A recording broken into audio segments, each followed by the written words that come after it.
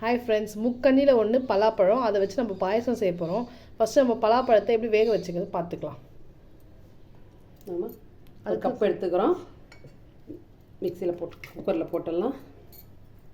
கொஞ்சம் தண்ணி ஊற்றி வேக போட்டுக்கலாம். இப்போ நம்ம பலாப்பழத்தை வேக வச்சிடலாம். வாங்கம்மா, பலாப்பழம் பாயசம் பண்ணுறதுக்கு தண்ணி வச்சிடலாம். ஜப்பரிசி வேகத்துக்கு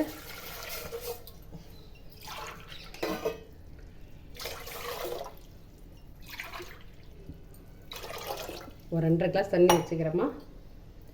ஒரு 100 கிராம் ஜப்பரிசி ஊற வச்சுக்கிறேன். வேக போட்டுலாம் இந்த பாருங்க நல்லா ஊறியுது. ஒரு 1/4 ஹவர் ஊறியுதுமா. தண்ணி சூடு வந்து போட்டுடலாம். அதில்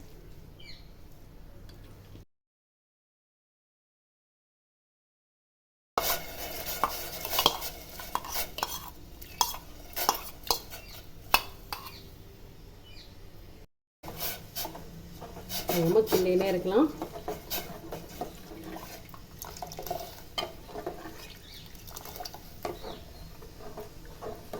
எடுத்து வச்சுக்கிறேன். பலாப்பழம் பாயாசம் பண்ணுறதுக்கு அரைச்சிக்கலாம். வெடிக்கட்டிக்கணும். அரைச்சி தண்ணி விட்டுக்கலாம்.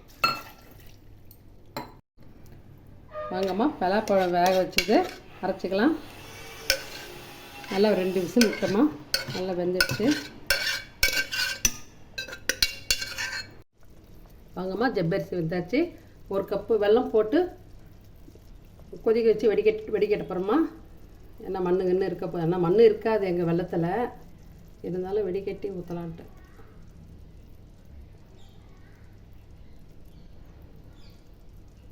வாங்கம்மா, வேக வச்சு மிக்சியில் அரைச்சாச்சுமா. இதில் போட்டலாம். வெல்லம் தண்ணி ஊற்றியாச்சு ஜப்பரிசியில்.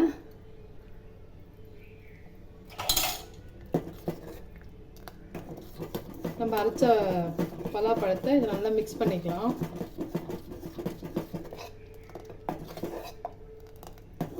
எல்லாருமே ஜவ்வரிசியில் பாயசம், சேமியாவில் பாயசம், பாஸ்தாலாம் அந்த மாதிரி தான் செய்வோம். இப்போ வந்து முக்கணி பலாப்பழத்தில் நம்ம செய்கிறோம்.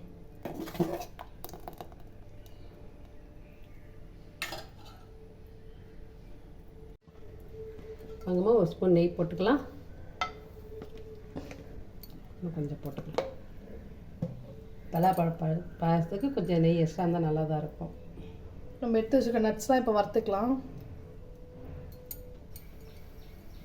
முந்திரி போட்டுக்கலாமா. பாதாம் பருப்பு போட்டுக்கலாம்.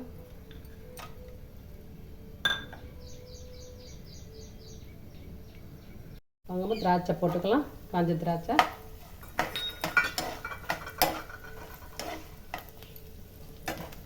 தேங்காய் கொஞ்சம் போட்டுக்கலாமா. நம்ம தேங்காய் பாலும் அரைச்சிருக்கோம்.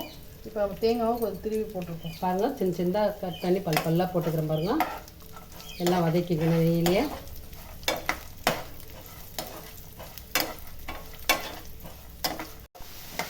வாங்கம்மா, எல்லாம் பருப்பும் பாருங்கம்மா வறுத்தாச்சு. தேங்காய் இதெல்லாம் நல்லா செவந்துடுச்சு. இப்போ பலாப்பழம் போட்டுக்கிறோம்மா. கொஞ்சம் பலாப்பழம் வதக்கிட்டு பாயசத்தில் போட்டுடலாம். கொஞ்சம் பலாப்பழத்தை நம்ம அரைச்சி பாயசத்தில் சேர்த்தோம். கொஞ்சம் பலாப்பழத்தை இந்த மாதிரி கட் பண்ணி நம்ம வதக்கிக்கலாம். இது கொஞ்சம் ஃப்ளேவராக இருக்கும், டேஸ்ட் கொஞ்சம் பல்லில் கடி போடும். நம்ம குடிக்க சொல்ல வந்து நம்ம மென்று சாப்பிட்ற மாதிரி இருக்கும். பாயசம் மாரியும் இருக்கும், ரொம்ப டேஸ்ட்டாக இருக்கும்.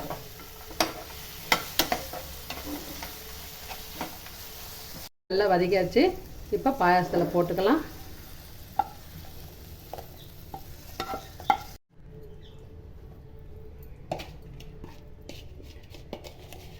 ஒரு ஸ்பூன் ஏலக்காய் பொடி போட்டுக்கலாம்.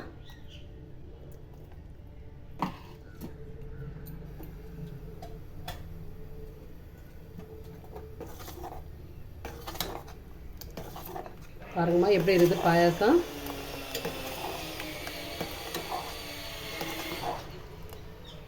தேங்காய் பால் விட்டுக்கலாம். தேங்காய் பால் விட்டதும் ஆஃப் பண்ணிடலாம்.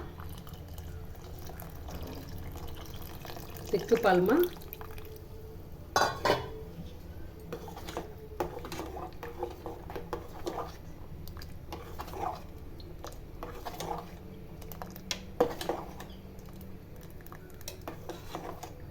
சும்மா லைட்டாக அப்படி வர சொல்ல ஆஃப் பண்ணிடலாம் கேஸை.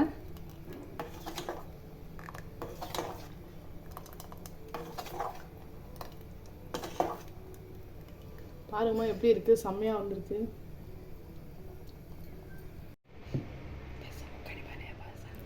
முக்கணியில் ஒன்று பலாப்பழம், அதை வச்சு நம்ம பாயசம் ரெடி பண்ணியாச்சு. பாருங்கள் சூப்பராக வந்திருக்கு. நல்லா ஜவ்வரிசி, முந்திரி, பாதாம், திராட்சை, தேங்காய் எல்லாம் போட்டு செம்மையாக வந்திருக்கு. நல்லா இருக்குதுமா பாயசம்.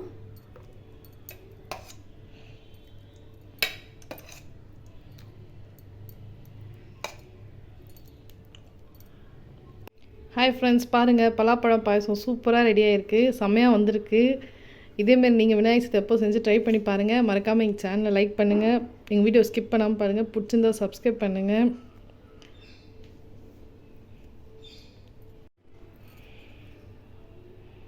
வாங்கம்மா எப்படி இது பாருங்கம்மா பாயாசம் ரொம்ப சூப்பராக இருக்குதும்மா. டேஸ்ட் பண்ணி பார்த்தோம், நல்லா இருக்குது. நீங்களும் இந்தமாரி பண்ணி விநாயகர் கும்பிடுங்கம்மா. நம்ம நார்மல் பாயசம் கொடுத்தா கூட பசங்க குழந்தைங்க குடிக்க மாட்டாங்க. ஆனால் இந்தமாரி செஞ்சு கொடுத்தீங்கன்னா எல்லாருமே கண்டிப்பாக விரும்புவாங்க. பலாப்பழம்னா யாருமே வேணாம்னு சொல்ல மாட்டாங்க. இப்போ அதில் வந்து நம்ம பாயசம் பண்ணியிருக்கோம், செம்மையாக வந்திருக்கு. வேறு இந்த வாரம் வந்து இது பலாப்பழம் சீசன் வேறு முடியுது. நீங்கள் இதுமாரி பண்ணி சாப்பிட்டு பாருங்கள், ரொம்ப நல்லா இருக்குமா. நாங்கள் அடுத்த வீடியோவில் பார்ப்போம்.